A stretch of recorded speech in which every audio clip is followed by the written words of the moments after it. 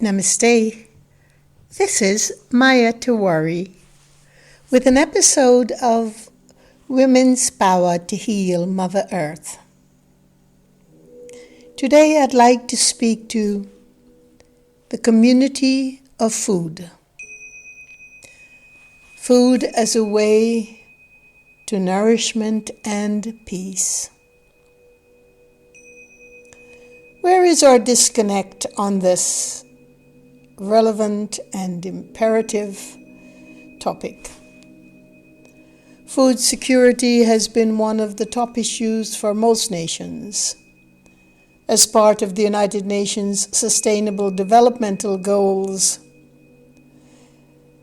they have from year to year predicted the elimination of hunger and malnutrition by certain timelines. With great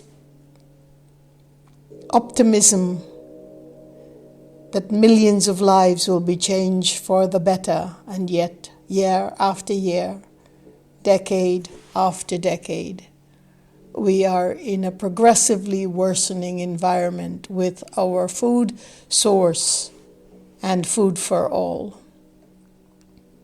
In my earlier podcast, I've talked about food for one must be food for all, and I will speak to this truth more deeply in this episode. The world produces enough food to feed all of its 7.5 billion inhabitants. Yet despite this fact, 1 in 10 around the world go hungry every day. The world produces more toxicity, wars, and difficulties for our earth at the same rate that hunger increases. What are the main factors, the main obstacles in the way of our food source? In fact, that is completely obstructive to the natural, organic functioning of Mother Earth's rhythms and cyclical prowess. First off, climate change. The World Bank estimates that climate change has the power to push more than 100 million people into poverty over the next decade, and that is by 2030. But who is causing climate change? Apart from the natural changes on Earth by its own evolution, is not most of the destruction caused by human hand and the conflict between the human mind and the human heart of awareness?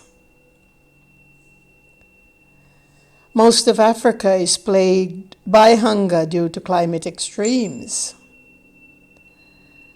A complex hunger crisis driven by drought or excess rain. The conflicts of poor governance has left over 25 million people across East Africa in desperate need of life-saving sustenance. More than 4 million children suffer from malnutrition there. Regions like Sahel and Horn of Africa, farming families experience periods that are called the hunger seasons because there's either no rain at all or too much of it. Neither harvest nor animal population can survive, nor the human population.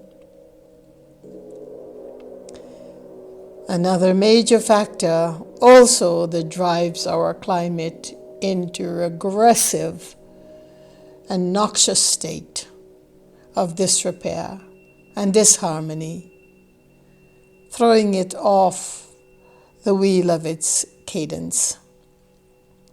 War and conflicts within countries. These are some of the most core contributors to world hunger. For instance, in South Sudan, civil war has led to the displacement of massive numbers of people, as well as abandoned fields. The result is crop failure, combined with the soaring inflation rates. It makes food unaffordable and has left more than 7 million people hungry and without proper nutrition. Yemen, the ongoing conflicts of war have led to half the country in need of urgent action in the absence of ongoing humanitarian food assistance. But let us understand that ongoing humanitarian food assistance has not helped much, because we cannot be exporting food, and if it gets there, it's another question, but we cannot be sending food to community. That is an absolutely erroneous concept for maintaining nutrition in any place. Our communities must be self-sufficient. And self-sufficiency means a relationship among communities. If you have wells and we have drought, we're going to help the communities with water, will help the communities with drought. And it goes back and forth. It is not just one elitist community set up in the forest where we're going to be away from everything toxic and only be driven by our own elitist belief systems. That is not what I'm talking about in community, but I'll get back to this very feverish point.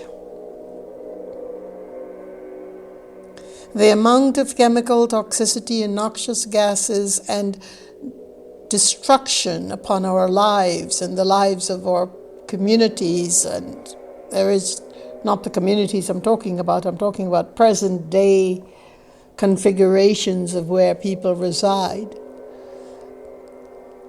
continue to create some of the most damaging effect upon Mother Earth and her climate and our lungs and our well-being. The rate of disease, with more than 3,000 new names for new diseases in the last half a century alone, is quite remarkable. Economy. But isn't the economy also driven by what we are doing with wars and conflicts, and what we are doing with no proper assessment of why the climate changes are occurring and what the solutions are? Much as we have seen in COVID-19 throughout the world is an improvement in our climate because of the lack of human or lessening of human toxic activities. So we humans have to be the ones that take responsibility for the future that we are going to create and live in, and expect that we must also shift our perspective to where we understand that it's not just about humans and human life. It is about the life of this incredible, spectacular, massive earth and her creatures and her environment and her sky and water and every grain of sand that's throbbing with life that we, in our ignorance, have been eroding, much to our own detriment. With the outbreak of pandemics and viruses, each country that is affected suffers economically. Much like the poverty-hunger cycle, a country's economic resilience has a direct effect on its nutritional resilience.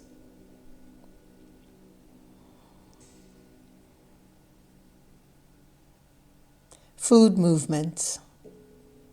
As you know, having listened to my podcast and perhaps known of my work prior to these wonderful talks,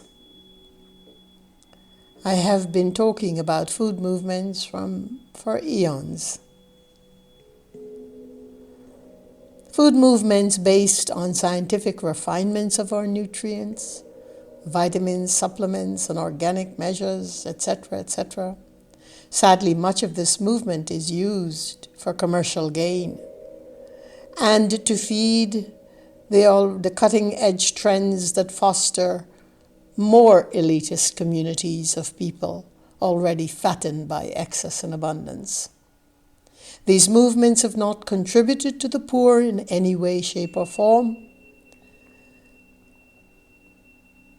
in a constructive way, that is, nor has it fed one single poor, hungry family. Nutrition is only as good as a community that is free from malaise of human destruction, wars, and governmental corruption. Nutrition can only exist for every human person and the animals and Mother Earth herself when such a community becomes thriving again in our time. The key word here is community. By this thought, I do not mean a group that contribute to sameness, the sameness of ideas and lifestyles and goals. But I mean a true earth-fostered community wherein we have a mix of all aspects of our present society. The dark, the light, the esteemed, the not so esteemed, the brilliant, the not so brilliant, the creative, the non-creative, and amongst us a core who strive to better the lives of Mother Earth, and therefore it reaches everyone through cooperation and shared communal efforts and education. Such a community will not be driven by coercion or conversion. Each and every person and family is free to find their own growth while progressively shifting their perception and changing deeply riven beliefs only through their own experiences that they can endure and that they can experience within the wholesome network of a community. Neither follower nor leader should we be. Food is entirely a communal event, and it has always been thus. The guide and the leader and the goddess and deva of this community cannot be changed, replaced, or altered. She is the one and only Mother Earth. Food is not merely nourishment and sustenance that keeps us alive. According to the great Vedic rishis and seers from beginningless time, we know that food is the heart of matter, the mind of memory, and the imprints of our ancestors. It is the seed of the newborn, the spirit of a family, the land, the river, the sky, the mountain, and our entire universe. Every grain of sand depends on Mother Nature's food. In the work of living ahimsa and wise earth Ayurveda, which I have been doing for decades, we learn the necessity of reclaiming the spirit of harmony and non-violence, which we in Sanskrit call ahimsa, and by extension, to broadcast good health from this core of our own being. We discover that if we wish to maintain our individual awareness and our health, that we have no choice but to refuse to contribute to the forces that destroy the mother, that destroys nature, that destroys the Shaktified, feminine, divinely primordial aspect that holds it all together. There is no way we could find food security in this world, no matter how many United Nations laws we pass on that matter, no matter how many humanitarian efforts and help we have to ship food from one space to another, and no matter how much we try to economically develop an area, because these are only the tentacles that are at the outlying field of the core of the matter, which is food is a community event. We must rebuild our community with respect and love and understanding and the education of Mother Nature, and not be driven by elitist ideas and movements that only support the top 1% of our pyramid. This is not a time for the best trends and the most awesome ways that we can pound seed into milk. That is nothing organic about that. Organic is that we support Mother Nature and therefore the life of each and every person. Food is a community event, and each and every human person with the power of will and reflection has a right to that. And I do not like the term food security. It is too governmental. It is too much the antithesis of war and everything else that comes as an offspring of war and chaos and conflict. The only food safety we will ever have is to protect the earth and to allow the natural endemic community to grow wherever we are. We don't have to move from toxic areas to develop a community. We simply have to have enough people who are willing to talk to each other and to coexist and to cooperate with the vision of healing Mother Earth so we can do it together. We do not have to be in like-minded and like-spirited and like everything else. Sameness has never been the law of equanimity and balance. It is only our diversity of the light and the dark, of the good and the evil, of those with excess and those without, of the highly creative and the highly destructive. It is the combination of all of these things in life that truly can create a community that work with one beneficent idea, and that is the idea to protect Mother Earth from whichever karma, whichever plinth of karma we are standing on. We can all share that communal idea. No leader, no follower, simply guides that help each other along the way. It is amazing how much I have learned from those who carry darkness and who pushed it into my life. And for many years I was angered by that. But I have come to see that they have taught me deeper lessons than any of my like-minded friends could ever have. I have come to see that those people who are inimical and who've created such torture in my life have actually taught me the greatest lesson, and that is sameness in community can never work, not for the good of all. Now with these burgeoning thoughts, I leave you with the understanding that if we look to food as a path to freedom, food as a communal event, food as a way of our good health and as a path to peace, we'll truly be able to come together and form communities exactly where we are at the moment and wherever we are rooted at the present time. True healing is not about the foods we eat or the medicines we consume or how many yoga classes we attend weekly. It's about how we respond to Mother Earth, to nature, to the divine process of life itself.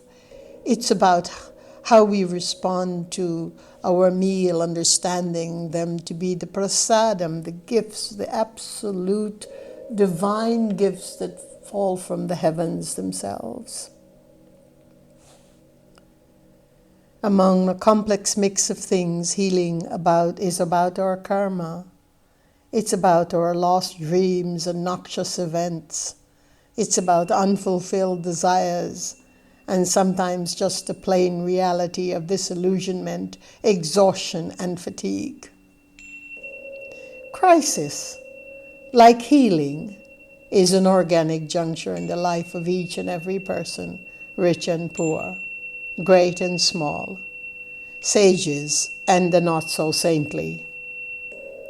When we recognize that these junctures evoke the overarching energy that supports all of life, we are made whole again, so much brighter, so much more luminous from within. The only way we can be broken or felled by disease or illness or other challenges is when we respond to what comes in our life as a punishment, an intruder, an inconvenience.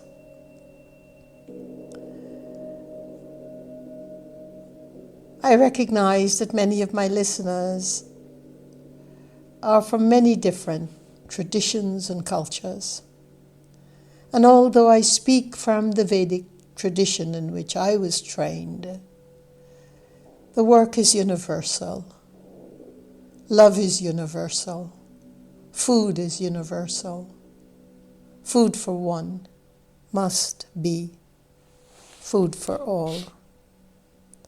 Thank you, and may peace be your journey.